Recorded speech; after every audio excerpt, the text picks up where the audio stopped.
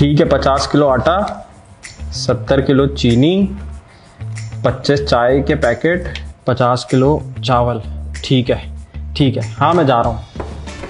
तो क्या हो गया भाई, तुम्हारे घर पे कोई बड़ी दावत है क्या? दावत? अबे भाई तुम्हें नहीं पता क्या, मुल्क डिफॉल्ट होने वाला है। तो डिफॉल्ट होगा तो तुम ऐसे जंगी हालत में क्यों भाग रहे हो?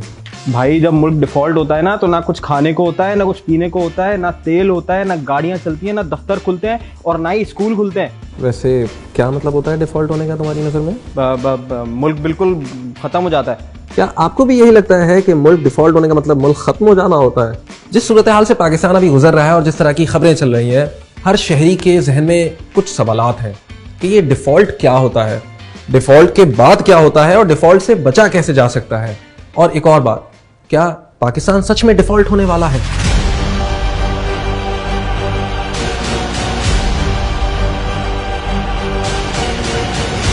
अच्छा भाई, तो चलो तुम ही बता दो कि डिफॉल्ट होता क्या है, और अगर पाकिस्तान डिफॉल्ट कर जाता है तो क्या होगा? भाई किसी भी मुल्क को चलने के लिए पैसे चाहिए, ये तो तुम्हें पता है।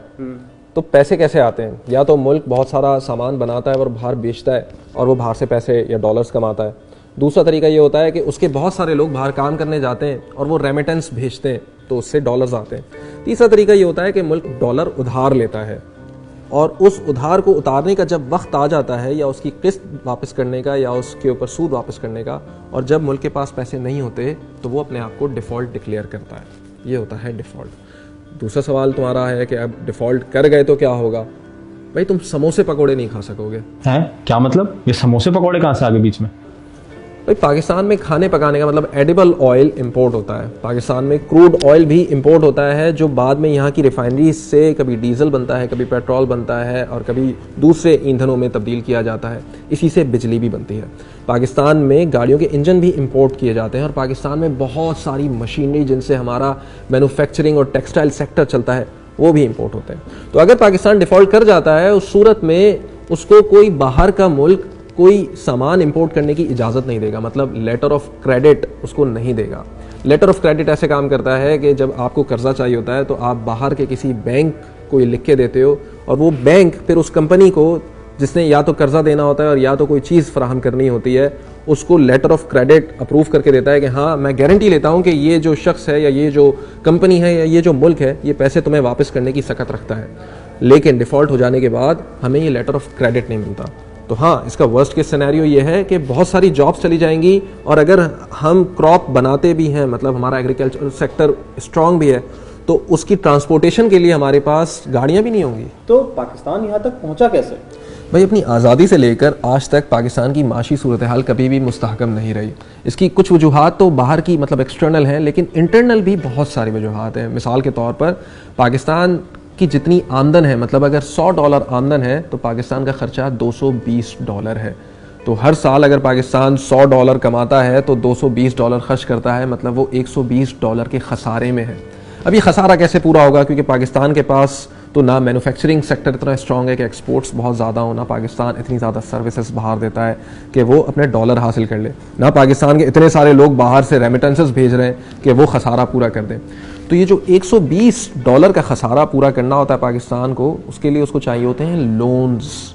वो लोन्स कभी हासिल करता है दूसरे ममालिक से, कभी हासिल करता है बॉन्ड्स के ज़रिए, मतलब वो बॉन्ड्स मार्केट में फेंकता है और लोग वो ख़रीदते हैं, तो पाकिस्तान के पास डॉलर्स में पैसे आते हैं। तो जब मुल्क उस नहज पे पहुंच जाता है कि उसके पास पुराने कर्जे उतारने के लिए पैसे या डॉलर्स नहीं होते और कोई दूसरी कंट्री या दूसरा इदारा उसको डॉलर्स नहीं दे रहा होता उधार में, तो वो बिलाखिर पहुंचता है IMF मतलब इंटरनेशनल मॉनेटरी फंड के पास, और वो फिर उस मुल्क को डिफ़ॉल्ट होने से बचाता है। लेकिन पाकिस्तान की तारीख़ इतनी ख़तरनाक रही है कि वो गुज़िश्ता करीब 65 सालों में 22 मरतबा IMF के पास जा चुका है। तो भाई हम एक काम करते हैं, हम नोट छापते हैं और इतने नोट छापते हैं कि IMF का लोन चुका देते हैं। जिम्बाब्वे ने भी यही गलती की थी, फिर पता है उनका अंजाम क्या हुआ? क्या? वहाँ के लोगों को रोटी खरीदने के लिए भी इतने सारे बंडल देने पड़े रुपयों के। वो क्यों? इसको एक मिसाल से समझते हैं। ये मेरा मोबाइल रखो। Thank you. नहीं, मिसाल के लिए दे रहा हूँ। अच्छा। इसके एवज में तुमसे चाह रहा हूँ कि मुझे कोई सबूत दो कि मैंने तुम्हें मोबाइल दिया है। तुम क्या दोगे? मैं तुम्हें एक पेपर पे लिख के साइन करके दे दूंगा। गुड। लेकिन अगर तुम वो एक की बजाय 5 पेपर पे लिख के दे दो, तो क्या इसका मतलब तुम्हारे पास 5 मोबाइल फ़ोन आ जाएंगे? नहीं, मोबाइल फ़ोन तो एक ही रहेगा मेरे पास। तो इसका मतलब चाहे तुम 1 पर्ची दो, 10 पर्ची दो या 100 पर्ची दो, उसके पीछे वैल्यू तो एक मोबाइल की है ना। अच्छा, तो हम अपने रुपए तो छाप सकते हैं, डॉलर नहीं छाप सकते। तो हम जितने ज़्यादा रुपए छापेंगे डॉलर की कदर उतनी ज़्यादा बढ़ती चली जाएगी। तो अगर आज $1 के मुकाबले हमारा पैसा 220 रुपये है, ज़्यादा पैसे छापने से हो सकता है वो 300, 400, 500 रुपये हो जाए, क्योंकि हमारे पास उसके पीछे बैकअप करने के लिए कोई वैल्यू नहीं है। तो यार अगर पाकिस्तान डिफॉल्ट कर जाता है तो फिर क्या होगा? मतलब हम रिकवर कर पाएंगे क्या?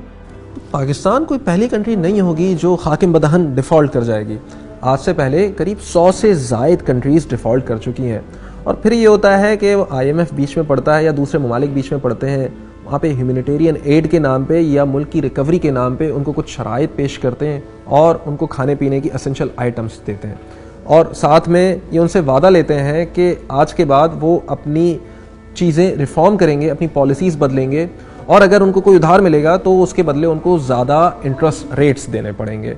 और आहिस्ता आहिस्ता वो रिकवरी के पाथ पे कंट्री स्टार्ट होती है और रिकवर कर जाती है, जैसे स्पेन है।